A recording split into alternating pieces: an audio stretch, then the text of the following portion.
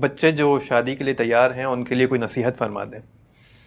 انہیں سب سے پہلے یہ سمجھنا چاہیے کہ شادی کیا چیز ہے۔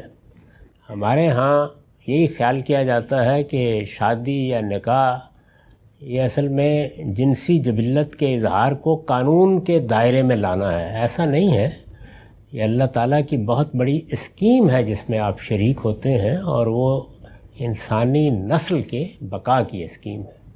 بچے پیدا کرنے ہیں، ان کی پرورش کرنی ہے، تربیت کرنی ہے۔ یہ صحیح ہے کہ اس کے لیے اللہ نے انسان کے اندر بڑا قوی داعیہ بھی رکھا ہے، ارج رکھا ہے، ورنہ تو بار بن جاتا ہے انسان کے لیے۔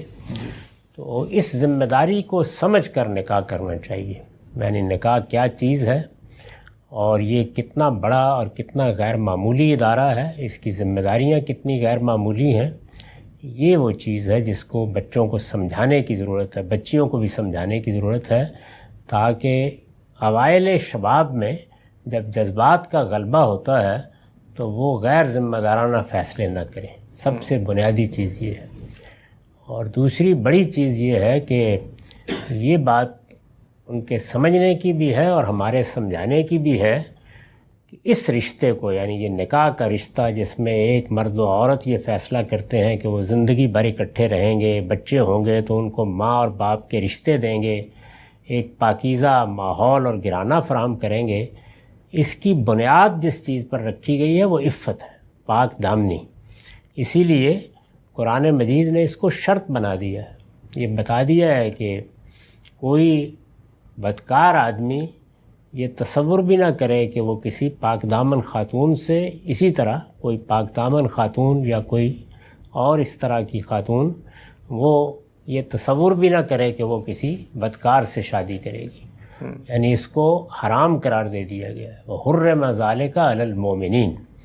تو یہ سمجھنا چاہیے کہ اصلی چیز کیا ہے، عفت، اس کو ہر حال میں قائم رہنا چاہیے۔ اس میں اگر خدا نخواستہ کوئی غلطی ہو جائے تو آدمی کو فوراً پلٹنا چاہیے، کیونکہ یہ خاندان کا ادارہ عفت کے محکم رشتے سے بندھا ہوتا ہے۔ اس میں جتنی پاکیزگی ہوگی، جتنی وفاداری ہوگی، جتنا انسان اس کے تقاضوں کو پورا کرنے کے معاملے میں ایثار کرے گا، اتنا ہی زیادہ اس کو دنیا اور آخرت میں اس کا نفع حاصل ہوگا۔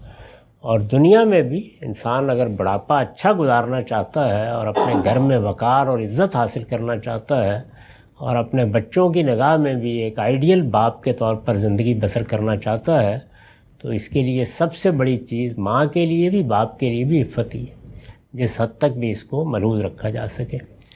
اور تیسری اور آخری چیز جس کی نصیحت کرنی چاہیے وہ یہ ہے کہ جب آپ دوسرے انسانوں کے ساتھ مل کے رہتے ہیں، یہاں ایک مرد و عورت ہیں، بعد میں بچے بھی ہوں گے، پھر ظاہر ہے کہ خاندان کے دوسرے افراد بھی ہیں، اسی طرح سے کہیں کاروبار کریں، کوئی کمپنی بنائیں، تو جہاں بھی ہو وہاں پر کثر و انکسار کے بغیر نہیں جیا جا سکتا۔ یعنی آپ کچھ چھوڑتے ہیں، کچھ لیتے ہیں، کچھ دیتے ہیں۔